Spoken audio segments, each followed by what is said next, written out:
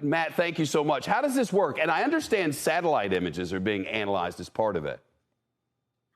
Yeah, it works, sort of the same way our old tactical operations centers worked when we were all in the military. We've divided ourselves by our trained skill set. You've got people who are pulling commercial grade satellite imagery in real time, using people on the ground who walk, through Kabul and bump into Taliban checkpoints to update where those checkpoints are. And then we've got people in communication with our Afghan interpreters and their families on the ground, and we're helping them navigate those checkpoints, get to the airport, get through the lines at the airport, using our relationships with people who are currently actively serving in the Marines, in the Army, who are there on the airport right now, and then trying to get them desperately onto flights. Because at this point, it's clear the United States government is going to abandon these people to die. At this point, their only hope are the American people, who are doing everything they possibly can to ensure that we keep this promise. You called this many weeks ago right here.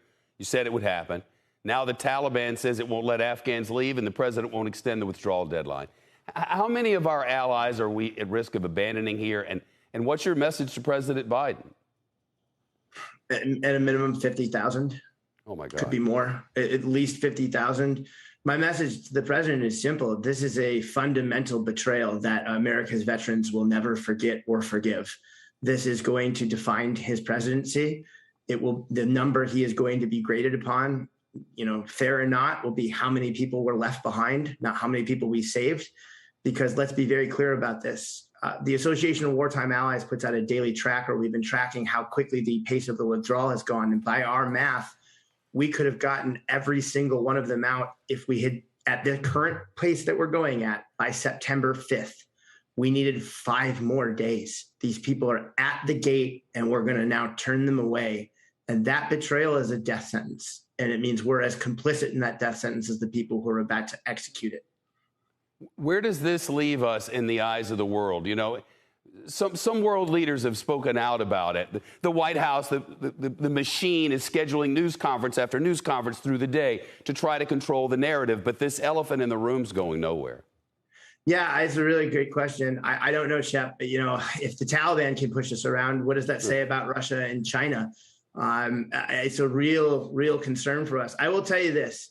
The American people have not given up. Right now, there's a project called Project Dynamo 2 that is launching ostensibly our own Entebbe into parts of Afghanistan to retrieve people who are not in Kabul. Let's be clear, this evacuation has only included the folks in Kabul. We were tracking some 50,000 people outside of Kabul who had no means to get there.